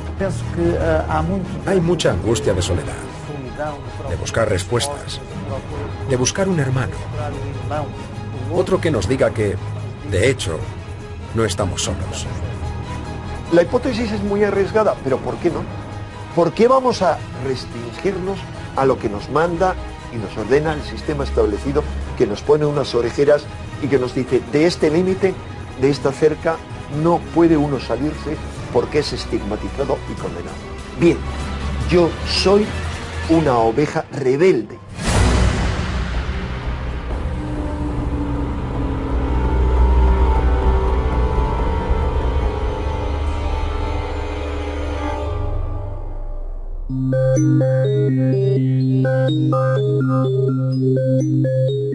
Cuando un fenómeno ovni se estudia en profundidad, en el 90% de los casos termina aceptándose que se trata de un cometa, un globo sonda, sugestión colectiva, un prototipo militar o simplemente imaginación popular. Pero no siempre.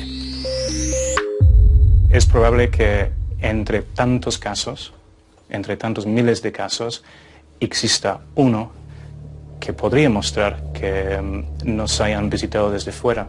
El 24 de junio de 1947, cerca del Monte Rainier, en el estado de Washington, desaparece un avión de incendios. Kenneth Arnold, un piloto local, preparó su avioneta Calera 2 y partió en su busca. El cielo estaba despejado. Y de repente algo le ilumina el panel de control y le deslumbra la cara.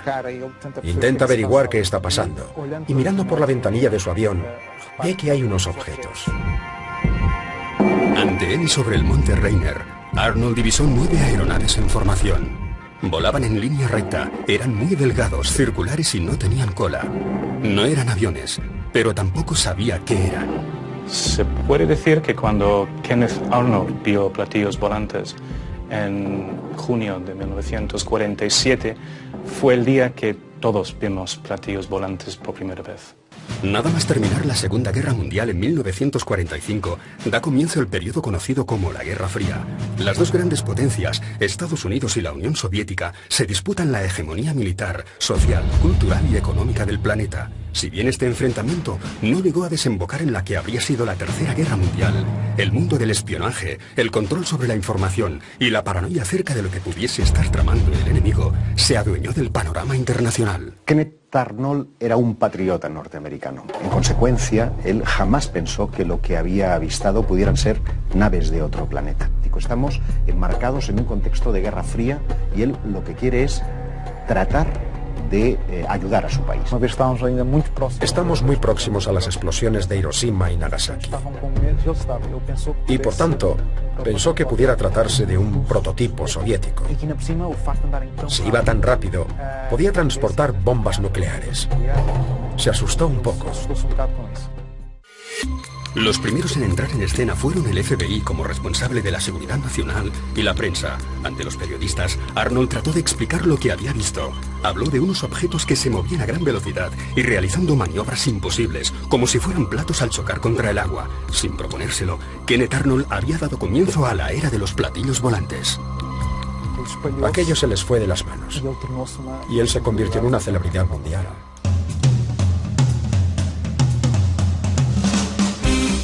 Las emisoras de radio empezaron a ofrecer recompensas a cambio de un platillo volante auténtico. En esa época nadie se imaginaba que podrían ser del tamaño de una nave espacial. Así que cuando las personas presentaban objetos diciendo que los habían visto caer del cielo, la mayoría de las veces eran pequeños, como platos o platillos, o incluso no tenían forma de platillo. O a tazas incluso. Kenneth Arnold terminó convirtiéndose en el primer ufólogo, en el sentido de que él mismo comenzó a hacer las primeras investigaciones, entrevistando a otros que habían tenido avistamientos. Quería saber más, quería saber qué pasaba. Básicamente tenía la idea de que se trataba de un fenómeno real, que no era para bromear. No. Kenneth Arnold fue una persona muy sincera que solamente explicó lo que había visto. 9 objetos que habían sobrevolado y que no sabía lo que eran. O sea, todo el fenómeno de los platillos volantes podría deberse a un error de contexto, a una mala interpretación. Ya meses después de la experiencia, hizo una reflexión en voz alta muy interesante. Y es, aquí parece que todo el mundo está loco, menos yo. Sufrió un poco. Recibió presiones. No sabemos si del gobierno o de militares. Pero alguien llamó a su puerta y le dijo claramente que tenía que dejar de hablar sobre lo ocurrido. La historia de los platillos volantes quizás empezó con Kenneth Arnold aquel día, el 24 de junio, pero los ovnis en sí ya llevaban siglos observándose en el cielo. La península ibérica ha jugado un papel importante dentro de esta casuística y también encontramos registros antes de la fecha en la que Kenneth Arnold tuvo su avistamiento. Sin ir más lejos, 10 años antes del avistamiento de Arnold y cuando aún no existía la palabra ovni, algo muy similar a aquellos platillos volantes ya cruzaba los cielos de la península ibérica. En 1936 da comienzo la Guerra Civil Española, un periodo en el que la población se muestra mucho más preocupada por la pobreza o los bombardeos que por una posible visita extraterrestre. Un conflicto en el que uno de cada 20 españoles, que se dice pronto, uno de cada 20 españoles se dejaron la vida, bien en la guerra o bien con... Encontramos apariciones similares en todo el globo. La Fuerza Aérea Española era muy reducida y anticuada. La primera ayuda de Alemania se materializó en 20 aviones Junkers, pero ninguno de estos aviones cumplía con las características descritas por los testigos. ¿Una aeronave circular en la España de 1938? Si los hubiera visto Kenneth Arnold, hubiera dicho, esto es lo que vi, ¿no? Es lo más parecido a un platillo volador. Pero de ahí a pensar que la enorme cantidad de sucesos que se produjeron, no solo en tiempos de la Guerra Civil, sino antes y después en nuestro país, sean todos explicables desde el punto de vista de un prototipo militar. Si bien es cierto que los alemanes llegaron a diseñar y construir algunos artefactos de ala circular, estos no se llevaron a cabo hasta años después, de modo que difícilmente podrían estar sobrevolando los cielos españoles. Pensar que los ovnis son una influencia de la ciencia ficción creo que es un error, porque la ciencia ficción no deja huellas, y los ovnis, en ocasiones, han dejado una huella física que se ha podido estudiar, que se ha podido investigar. Sombreros mexicanos, cafeteras y autobuses voladores. Mientras las descripciones de aquellos extraños objetos se identificaban con artilugios fácilmente reconocibles en la España de los años 30, los servicios de inteligencia norteamericanos estaban a punto de situarse ante un fenómeno nuevo, sin nombre y para el que aún no disponían de protocolos de actuación. Solamente habían pasado 16 días desde el avistamiento de Kenneth Arnold, cuando en Nuevo México se iba a producir un acontecimiento que pasaría a la historia como el primer intento de ocultación del fenómeno ovni y como el caso más conocido de una posible visita extraterrestre a nuestro planeta, el caso Roswell.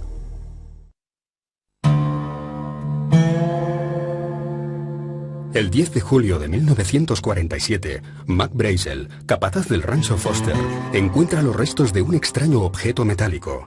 Comunica el hallazgo a las autoridades locales y ante la sospecha de que pudiera tratarse de algún experimento militar, el sheriff George Wilcox se pone en contacto con la base aérea de Roswell.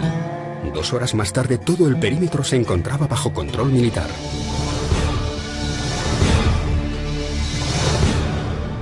La Fuerza Aérea Norteamericana informa de la captura de un platillo volante en los alrededores de la localidad de Roswell. Quien emite este comunicado es el oficial de Relaciones Públicas, el teniente Walter Haut. Horas más tarde, desde Washington, se desmiente esta información y se asegura que el objeto volador hallado en Nuevo México no es más que un globo sonda. Por mucho que hayan intentado echar arena encima de Roswell, es evidente que ahí ocurrió algo raro y, en opinión mía y de mucha gente que vivió en Roswell en aquella época, allí cayó una nave extraterrestre. El expediente Roswell pasó a ser considerado alto secreto, pero los protagonistas del suceso, a pesar de que todos ellos aseguran haber recibido visitas del ejército y del FBI, no fueron totalmente silenciados. Ahora ya no se habla de una nave, se habla incluso hasta de 2 naves extraterrestres que se estrellan en el desierto de Nuevo México. Son recuperados varios cadáveres, uno de ellos de los tripulantes incluso podría estar herido, murió un tiempo después. El sheriff Wilcox contó a su familia que un platillo volante se había estrellado en el rancho Foster, que había visto los cadáveres de algunos alienígenas y que incluso llegaron a encontrar a uno con vida. La funeraria Ballard de Roswell, que disponía de un contrato para proporcionar servicios a la base aérea, recibe una llamada de un oficial que solicita 3 ataúdes, lo más pequeños posibles, y que pudieran cerrarse herméticamente.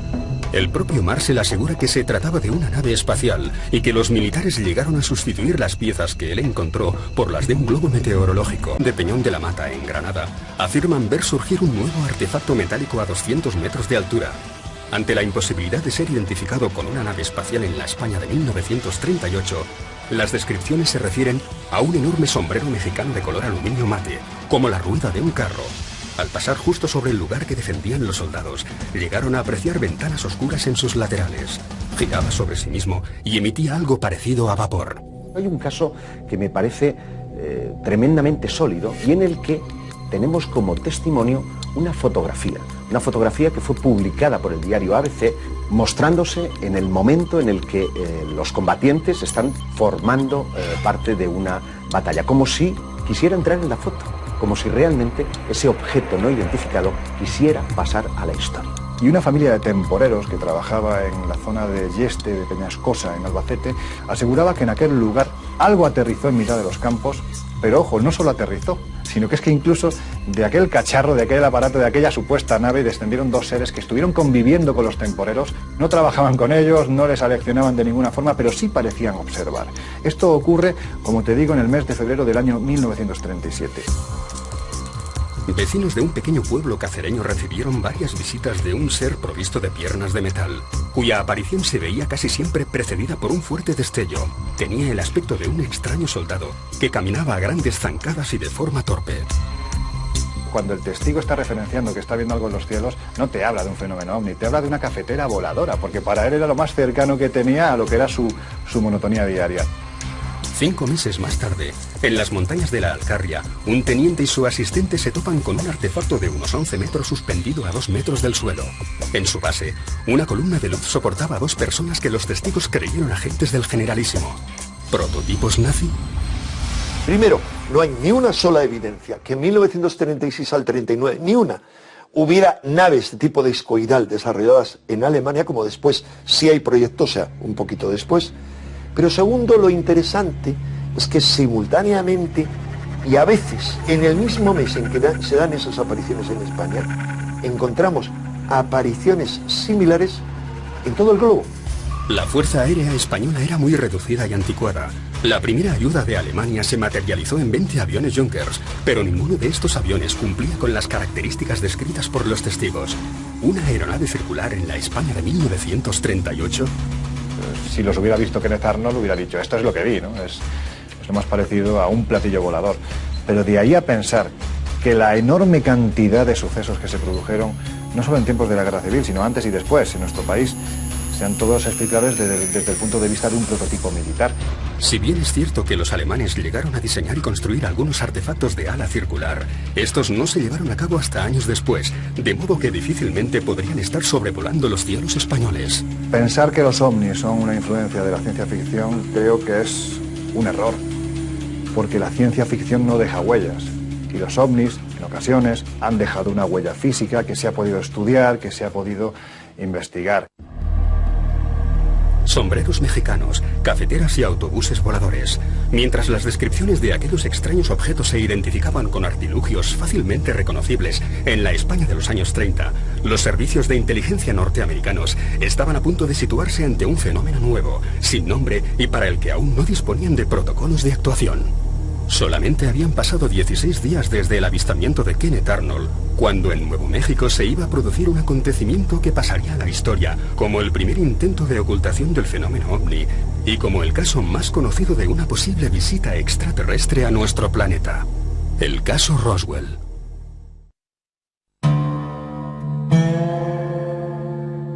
El 10 de julio de 1947, Mac Brazel, capataz del rancho Foster, encuentra los restos de un extraño objeto metálico. Comunica el hallazgo a las autoridades locales y ante la sospecha de que pudiera tratarse de algún experimento militar, el sheriff George Wilcox se pone en contacto con la base aérea de Roswell. 2 horas más tarde, todo el perímetro se encontraba bajo control militar.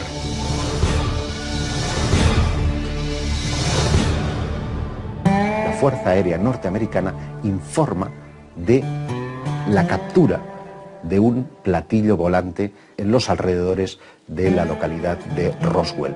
Quien emite este comunicado es el oficial de Relaciones Públicas, el teniente Walter Haut. Horas más tarde, desde Washington, se desmiente esta información y se asegura que el objeto volador hallado en Nuevo México no es más que un globo sonda. Por mucho que hayan intentado echar arena encima de Roswell, es evidente que ahí ocurrió algo raro y, en opinión mía y de mucha gente que vivió en Roswell en aquella época, allí cayó una nave extraterrestre.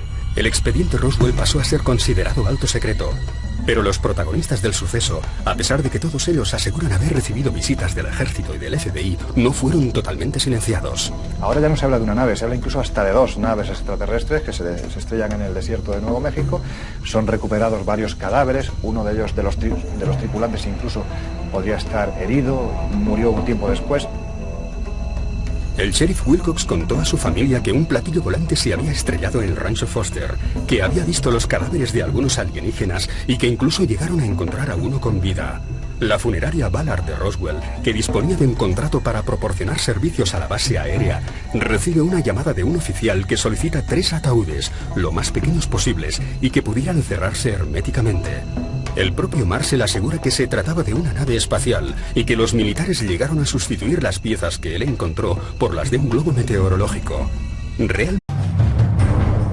Sabemos que solamente en nuestra galaxia hay cerca de 200.000 millones de estrellas y que muchas de ellas son muy parecidas a nuestro planeta. Pero aún no sabemos dónde empieza ni dónde acaba el universo. No sabemos cómo se creó, no sabemos su tamaño ni las leyes que lo rigen. Y lo que es más importante, no sabemos si existe vida inteligente en algún otro punto del cosmos o estamos solos. Existen indicios de que algo extraño pasa. ¿Cómo no va a haber posibilidades de que exista vida extraterrestre? 200.000 millones de estrellas en nuestra galaxia y nuestra galaxia es simplemente una motita de polvo en la inmensidad del universo. Tiene que existir vida. Somos una especie de náufragos del cosmos. Navegamos sobre una balsa a 30 kilómetros por segundo a la búsqueda de un otro. Un otro que sea compatible o no con nuestra existencia. Vivimos en un planeta mediano que orbita alrededor de una estrella no muy grande, en un sistema solar bastante corriente, dentro de una de las miles de galaxias que pueblan el universo. ¿Realmente podemos afirmar que somos una especie única?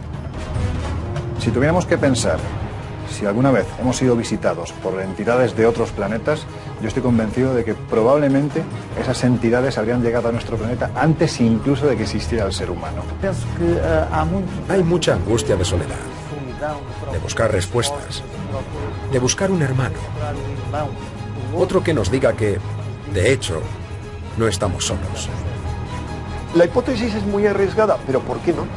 ¿Por qué vamos a restringirnos a lo que nos manda y nos ordena el sistema establecido, que nos pone unas orejeras y que nos dice, de este límite, de esta cerca, no puede uno salirse porque es estigmatizado y condenado? Bien, yo soy una oveja rebelde.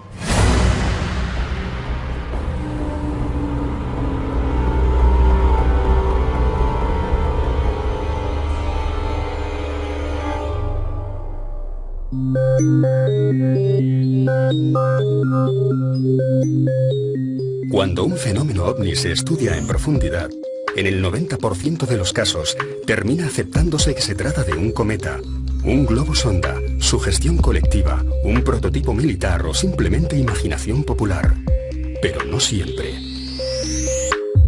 Es probable que entre tantos casos, entre tantos miles de casos, exista uno que podría mostrar que nos hayan visitado desde fuera. El 24 de junio de 1947, cerca del Monte Rainier, en el estado de Washington, desaparece un avión de incendios. Kenneth Arnold, un piloto local, preparó su avioneta Calera 2 y partió en su busca. Kenneth Arnold fue una persona muy sincera que solamente explicó lo que había visto. 9 objetos que habían sobrevolado y que no sabía lo que eran. O sea, todo el fenómeno de los platillos volantes podría deberse a un error de contexto, a una mala interpretación. Ya meses después de la experiencia, hizo una reflexión en voz alta muy interesante, y es, aquí parece que todo el mundo está loco, menos yo. Sufrió un poco. Recibió presiones. No sabemos si del gobierno o de militares. Pero alguien llamó a su puerta y le dijo claramente que tenía que dejar de hablar sobre lo ocurrido. La historia de los platillos volantes quizás empezó con Kenneth Arnold aquel día, el 24 de junio, pero los ovnis en sí ya llevaban siglos observándose en el cielo. La península ibérica ha jugado un papel importante dentro de esta casuística y también encontramos registros antes de la fecha en la que Kenneth Arnold tuvo su avistamiento. Sin ir más lejos, 10 años antes del avistamiento de Arnold, y cuando aún no existía la palabra ovni, algo muy similar a aquellos platillos volantes ya cruzaba los cielos de la península ibérica. En 1936 da comienzo la Guerra Civil Española, un periodo en el que la población se muestra mucho más preocupada por la pobreza o los bombardeos que por una posible visita extraterrestre. Fue un conflicto en el que uno de cada 20 españoles, que se dice pronto, uno de cada 20 españoles se dejaron la vida, bien en la guerra o bien como consecuencia. En 1936, evidentemente que no era una España preocupada por algo que no existía. Yo creo que ni tan siquiera a partir del 47, cuando empieza la historia moderna del fenómeno ovni, ni tan siquiera es consciente de que hay un fenómeno que se llama ovni.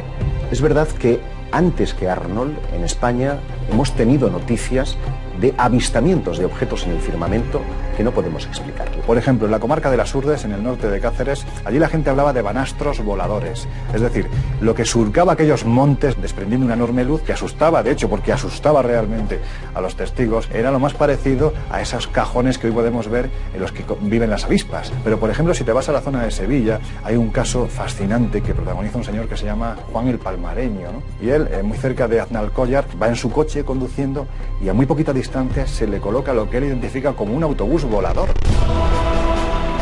En Mallorca, y tras una dura batalla el día anterior, los 80 defensores de la fortaleza de Pollensa, que aún se mantenían en pie, ven aparecer 3 objetos circulares sobre el mar. Temerosos de que se tratase de un nuevo ataque, tomaron posiciones. Los soldados los describieron como unas aeronaves con forma de plato que volaban de forma imposible. Los muy diversos testimonios que vieron ovnis durante la Segunda Guerra Civil Española obviamente no podían estar influenciados por nada, porque es más, ninguno de los testimonios que yo conozco lo asocia a extraterrestres. Ven cosas asombrosas. Defensores de la posición, el cielo estaba despejado. Y de repente algo le ilumina el panel de control y le deslumbra la cara. Intenta averiguar qué está pasando y mirando por la ventanilla de su avión ve que hay unos objetos. Ante él y sobre el monte Rainier, Arnold divisó 9 aeronaves en formación. Volaban en línea recta, eran muy delgados, circulares y no tenían cola. No eran aviones, pero tampoco sabía qué eran.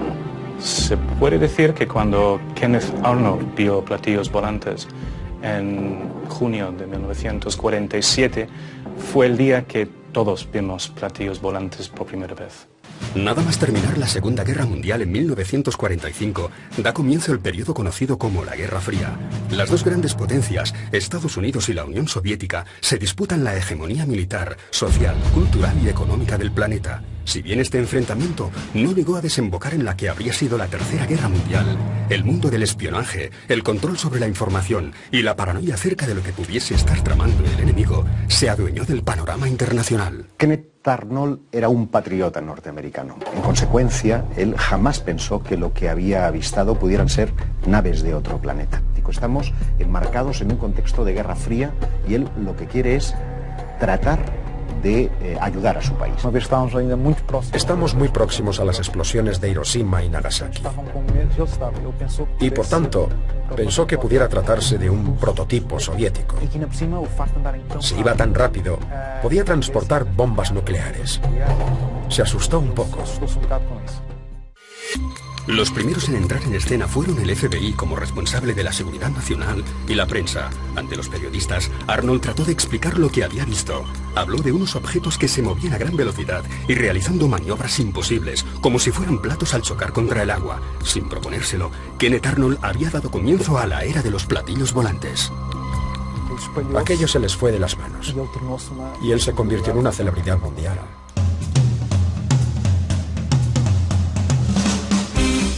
Las emisoras de radio empezaron a ofrecer recompensas a cambio de un platillo volante auténtico. En esa época nadie se imaginaba que podrían ser del tamaño de una nave espacial.